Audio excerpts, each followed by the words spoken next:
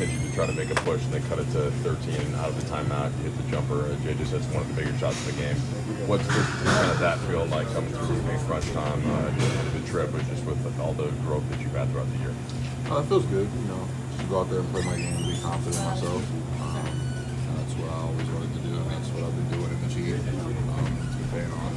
We have a good record so far. Yeah, just Welcome everybody to the Sports Culture, all things sports. It's Jay Banfo, and we got to talk about Bronny James and the Los Angeles Lakers. But before we get into that, like, comment, share, subscribe, and thanks for your support. So let me start this video by saying this. I don't dislike Bronny James. I am not hating on Bronny James.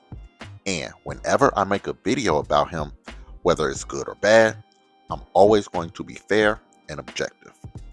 Now, I had to say that because on social media, my Facebook and Twitter, there is this perception that I really hate Bronny, and that's just not the case.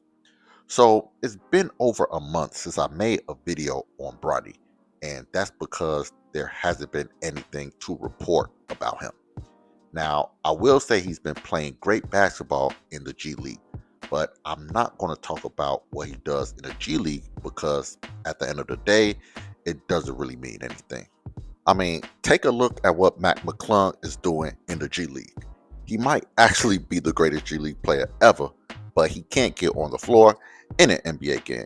So yeah, if you're not a rookie, I could care less about what you do in the NBA G League, whether you do good or bad.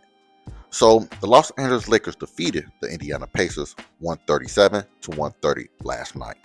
Now, don't let that final score fool you, because it was a blowout most of the game, and the Pacers really didn't have a chance. Now, in the game, Bronny James played 13 minutes and finished with 4 points on 2 of 4 shooting, 1 rebound, 1 assist, and 2 steals. After the game, Luka Doncic and head coach JJ Redick had nothing but praise for the second-year pro out of USC. Definitely big improvement from last year. I saw him in training camp. He was doing some stuff that I was really impressed with. Today he did a great job today. Big game for him. That pull up two, was a big bucket. It was one of the most important shots of the game. They're coming back. He is that one. So I think he did really great in those minutes. To be able to rely on him tonight when you needed him, he's gotten significantly better. I know our staff has a lot of confidence in him. Felt like this was a game we really needed him. It was a game that his athleticism, his defense. He had 2 really good defensive possessions, individual defense in the first half.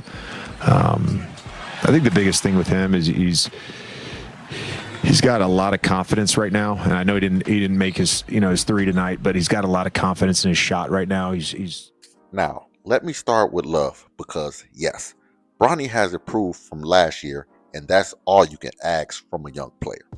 Like I said, he's killing in the G League, and you can see how much more confident he is this year than he was last year. Now, we have to put this game in its proper context. The Indiana Pacers are probably the worst team in the NBA right now, with a record of 16-57.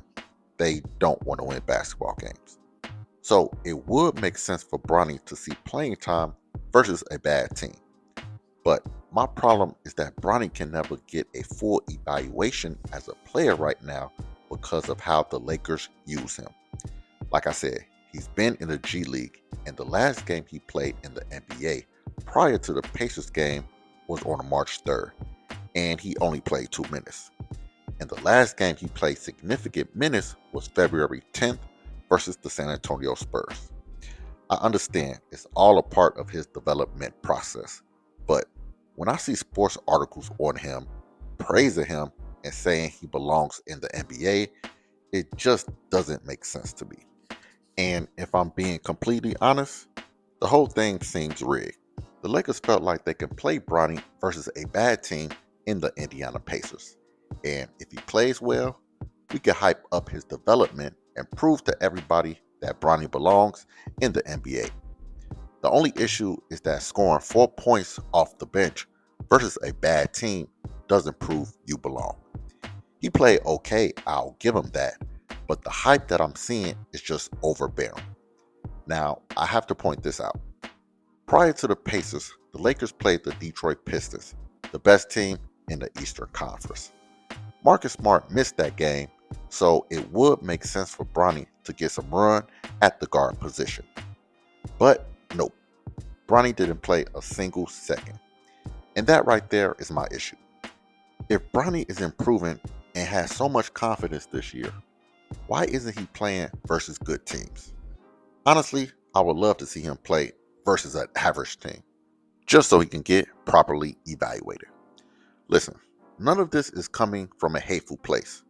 I could just see the game the Lakers and media are playing when talking about Bronny. When he plays bad or not play at all, there's nothing to say. And when he has an okay to good game, they sing his praises. I could just see the BS, and I gotta call it out. Now, the next 2 games the Lakers play will be home games versus the Brooklyn Nets and Washington Wizards, 2 more horrible teams.